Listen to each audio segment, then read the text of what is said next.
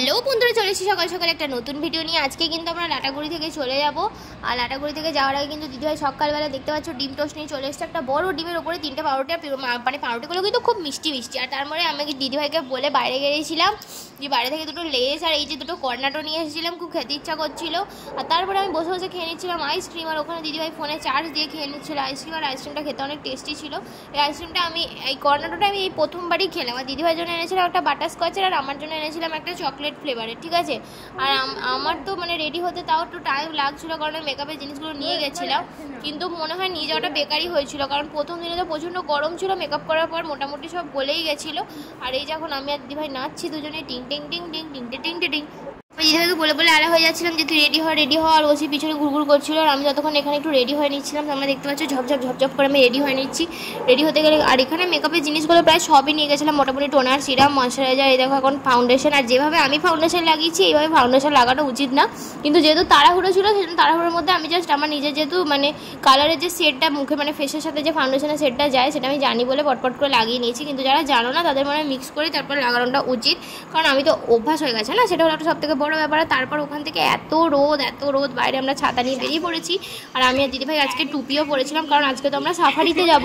আমাদের অনেক মজা হচ্ছিল। আর সাফারিতে কিন্তু আমরা ভেবেছি কি যে মানে ওরকম হয় না যে 1 ঘন্টা আগে থেকে 2 ঘন্টা আগে থেকে লাইন দিতে হয়, সেরকম কিছু ব্যাপারের সাথে একটু আগেই বেরিয়ে পড়েছিলাম। তো ওখান থেকে বললো যে এখনও দেরি আছে, সেই জন্য কিন্তু আমরা দুপুরে লাঞ্চ করতে চলে গেছি। দেখতেই পাচ্ছ রয়েছে আলু ভাজা, ফুলকপি আলুর তরকারি, আর উচ্ছে দিয়ে বেগুন দিয়ে আলু দিয়ে একটা তরকারি, শসা, লেবু আর মাছের কারি। আর আগের দিনও তো তোমরা দেখেছো কী কী খেয়েছি। আর তারপরে কিন্তু আমরা সাফারির টিকিট কাউন্টারের ওখানে চলে গেছিলাম। ওখানে কিন্তু একটা দালাল ছিল, ঠিক আছে। তো সেও আবার আমাদেরকে বললো যে 2জন নাকি কাপেল উনি রেখেছেন, আরও 2জনকে খুঁজতে হবে, তাহলে কি হবে 2200 টাকা তো নেয়, ওখান থেকে ওটা কমে যাবে টাকাটা, ঠিক আছে। আর এইখানে এই যে দাদুটাকে দেখছেন সবাই, আর এই দাদুটা খুব সুন্দর করে দড়ি দিয়ে বানাচ্ছিল ওগুলো। তারপরে আমরা কিন্তু সাফারিতে বেরিয়ে পড়েছি, তোমরা দেখতেই পাচ্ছ সবাই মিলে কিন্তু আমরা বেরিয়ে পড়েছি।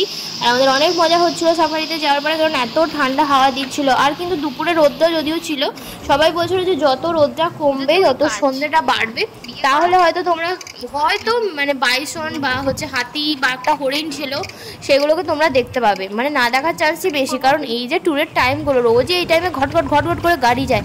তো ওরা কি বোকা নাকি আমাদের জন্য রাস্তায় বেরিয়ে দাঁড়িয়ে থাকবে? কিন্তু ওয়েদারটা তোমরা দেখতে পাচ্ছ জাস্ট ওয়াও লাগছে যখন যাচ্ছে জঙ্গলের মধ্যে দিয়ে, খুবই সুন্দর লাগছিল দেখতে।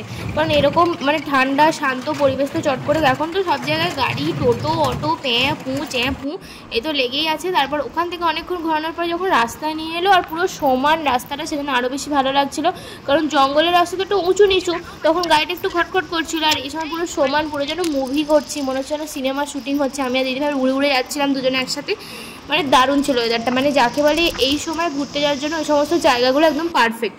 একটা বাংলো টাইপের একটা টাওয়ারের মতো উপর থেকে উঠে মানে পুরো জঙ্গলটাকে দেখতে পাওয়া যাবে, এরকম একটা জায়গায় নিয়ে যাওয়া হয়েছিল। আর ওখানে কিন্তু পিছনে পাইন বনও ছিল। আর এই যে উপরে টাওয়ারটা দেখছো, ওই টাওয়ারটার উপরে ওঠার পরে কিন্তু মোটামুটি পুরো জঙ্গলটা আর দেখতে পাওয়া যাচ্ছিল। আর একটা গাছের উপরে কিন্তু 2টো ময়ূরও আমরা দেখতে পেয়েছিলাম। মানে অত উপরে যে ময়ূর থাকে সেটা আশা করিনি। এই সাফারিতে গিয়ে আমরা অনেক ময়ূর দেখেছি, ঠিক আছে। আবার 2টো বাচ্চাকে এই যে সাফারি ট্যুরেতে যারা দাদাগুলো ছিল, বাচ্চা দুটোকে 2টো ময়ূরের পালকও দিয়েছিল, কারণ ওখানে তো বুঝতেই পারছো জঙ্গলের মধ্যে ওরা খোলা ঘুরোঘুরি করে। আর এই যে বাংলোটা অসাধারণ দেখতে লাগছিলো। এগুলো অ্যাকচুয়ালি হোমস্টে টাইপের, আমার মনে হচ্ছিলো যেগুলো গভর্নমেন্ট হোমস্টে হবে, কারণ এরকম মানে একটা প্রপার জায়গা এরকমভাবে তো সচরাচর ওইগুলোই থাকে। আর তারপরে আমাদেরকে তাড়াতাড়ি করে ওখান থেকে নিয়ে যাওয়া হয়ে বলা হলো যে হাতি নাকি দেখতে পাওয়া যাবে, সেজন্য এই জলের পাশটায় নিয়ে আসা হয়েছে, কারণ এই জলটাতেই নাকি হাতিগুলো জল খেতে আসে। হাতির পায়ের ছাপও রয়েছে দেখতে পেলাম। কিন্তু ওরা কি আর আমাদের জন্য বসে থাকবে ভাই, ওরা চলে গেছে জল খেয়ে। যখন খবর পেয়েছিল তারপরে দেখতে পাচ্ছ কতগুলো গাড়ি এখানে ঢুকলো পর, কারণ সবাই ভেবেছে হয়তো হাতিগুলো থাকবে, কিন্তু হাতি তো যাকে তাই পালিয়ে গেছে। সেখানে সেই আবার উঠছিল ময়ূর, ইচ্ছাধারী ময়ূর উঠছিল, পিছন থেকে একজন বলে চেঁচাচ্ছিল যে ইচ্ছাধারী ময়ূর। সেই টাইমে কিন্তু এই কথাগুলো শুনে অনেক বেশি মজা লাগছিল। আর তারপরে কিন্তু আমরা ফিরে এসেছি। আর ফিরে আসার পরে খিদে পেয়ে গেছিলো, সেই জন্য আবার নিয়ে নিয়েছিলাম একটু মোমো আর চাউমিন। আর যেহেতু পরের দিনের যাওয়া ছিল সেজন্য আমি ঝটাপট চান করে নিয়েছি আর প্যাকেজিং শুরু করে দিয়েছি। আর দেখতেই পাচ্ছি ওখানে জুতো যা কিছু আছে সব কিছু ঢোকাচ্ছে। আর আমরা তো ভাই সব কটা দিনের জন্য পুরো আলাদা জামা কাপড়। আর যারা ভাবছো ছবিকে তুলে দিচ্ছে, এই দেখো আমাদের ওখানে স্ট্যান্ড দাঁড় করানো আছে, তোমরা সামনেই দেখতে পাচ্ছ। ওই স্ট্যান্ডটা করেই কিন্তু ছবি তুলছি। আর অনেক কেরিকাচার করে ইট দিয়ে দাঁড় করিয়ে আমরা ছবি তুলেছি বা ভিডিও করেছি, যে রিলসগুলো তোমরা সামনের দিনে দেখতে পাবে সেগুলো সমস্ত কিছু। আর কোন জুতো কে পরবে সেই ডিসাইড করাও অনেক বেশি চাপ। আর ওখানে তো গরম, ওয়েদারটা প্রচণ্ডই গরম ছিল এখানের মতোই, একমাত্র ওই চটকপুর জায়গাটাতে খুব ভালো ঠান্ডা ছিল। আর এখন তোমরা দেখতে পাচ্ছ এখানে কিন্তু আমাদের লাগেজ গোছানো পুরোপুরি কমপ্লিট। আর রাত্রেবেলার জন্য কিন্তু দিভাই ডিনারে নিয়ে চলে এসছে রুটি, একটা ডিম ভাজা, আর তার সাথে কিন্তু চিকেন তড়কা। আর এই চিকেন তরকাটা খেতে কিন্তু অনেক বেশি সুন্দর ছিল, কারণ এরকম তরকা তো আমাদের এখানে পাওয়া যায় না, আর পাওয়া গেলেও আমি কখনো খাইনি। আর এমনি তরকা আমাদের বাড়িতেই হয়, তো ওভারঅল ডিনারটা কিন্তু দারুণ হয়েছিল।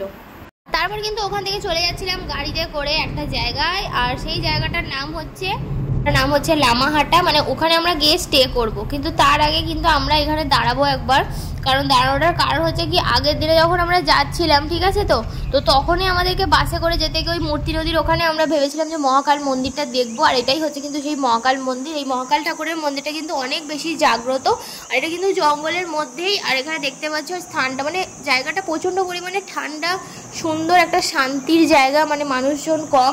আর এই মানে জায়গাটাতে না কোনো রকম কোনো নেটওয়ার্ক নেই, মানে এই জায়গার রাস্তাগুলোতে যখন যাচ্ছিলাম কিছু কিছু টাইমে কিন্তু পুরোই নেটওয়ার্কটা চলে যাচ্ছে, মানে কোনো নেটওয়ার্কই নেই। তার মানে বুঝতে পারছো তোমার জায়গাগুলো কত কত শান্ত, যেখানে কোনো নেটওয়ার্ক নেই, কিছু নেই। তারপরে কিন্তু দুপাশে চায়ের বাগান, জাস্ট অসাধারণ লাগছিল। দার্জিলিংয়ে যাওয়ার পরে ওখান থেকে লোকাল গাড়ি নিয়ে বলেছিল 2500 টাকা লাগবে, সেজন্য বেকার আমরা চা বাগানে যাইনি, কিন্তু এই চা বাগানটা কিন্তু অসাধারণ ছিল। তারপরে কিন্তু এই যে জলস্রোতের জায়গাটা তোমরা দেখতে পাচ্ছ, এই জায়গাটার নাম হচ্ছে ফাফার খেতি, ঠিক আছে। আর এখানে কিন্তু বেসিক্যালি অনেক মানে ছেলে মেয়েরা, অনেক স্টুডেন্টরা বা অনেকেই এখানে পিকনিক করতে আসে, আর এখানে জলের ফ্লো কিন্তু অনেক বেশি। আর তারপরে এখানে দেখতে পাচ্ছ খিদে পাচ্ছিল সকালবেলা, তো একটুখানি খেয়ে নিয়েছি ম্যাগি। আর এইটুকু 10 টাকার ম্যাগিটা ভাই 40 টাকায় বিক্রি করছে, আর তার মধ্যে দিয়ে দিয়েছি একটু কাঁচা পেঁয়াজ। তাই ভাবি বাড়িতে বসে বসে ম্যাগি খেতে পাই না, আর এখানে গিয়ে 40 টাকা দিয়ে ম্যাগি খাচ্ছি। আর এই জলটা কিন্তু মানে ফ্লোটা কিন্তু অনেক বেশি, মানে উপর থেকে দেখে বোঝা যাচ্ছে না, কিন্তু আসলে অনেক বেশি ছিল। আর তারপরে কিন্তু আমরা গাড়িতে দেখতে পাচ্ছ এখানে ওয়েদারটাও ঠান্ডা ঠান্ডা, মানে এক একটা জায়গায় যাচ্ছি ওয়েদার গরম হচ্ছে ঠান্ডা হচ্ছে, জাস্ট অসাম লাগছিল। তারপরে কিন্তু চলে গেছিলাম আমরা লাভা মনস্টারিতে। এখানে কিন্তু পুরো সেই বৌদ্ধ যারা, সেই যেমন আগে কার্টুনে দেখতাম বৌদ্ধর চারিপাশে যে লাল লাল জামা পরে ঘুরে বেড়াচ্ছে, সেম ওই রকম, ঠিক আছে। আর ওরা সব বসে বসে দেখছে, আর নেপালি টাইপের দেখতে, আর সব ফর্সা ফর্সা ছোট ছোট বাচ্চাগুলো ওই রকম ড্রেস পরে ঘুরে বেড়াচ্ছে, কী যে সুন্দর দেখতে লাগছে, কি তোমাদের কই।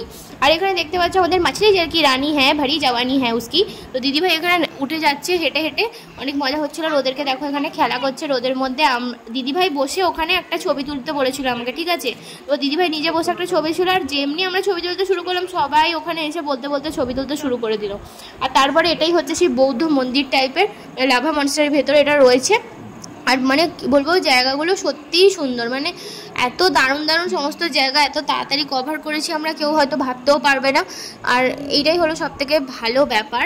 আর তোমরা দেখতে পাচ্ছ মন্দিরের ভেতরটা কত বেশি সুন্দর, কত বেশি ইউনিক। যারা এই জায়গাগুলো যাওনি এখনও, তাড়াতাড়ি করে কিন্তু লাগেজ প্যাক করে চলে যাও, কম প্যাকেজের মধ্যে কিন্তু হয়েও যাবার। বৌদ্ধ মূর্তিটাও জাস্ট অসাধারণ, আর সমস্ত কিছু টিপ টপ পরিষ্কার ঠান্ডা, একদম পুরো জায়গাটাই অসাধারণ।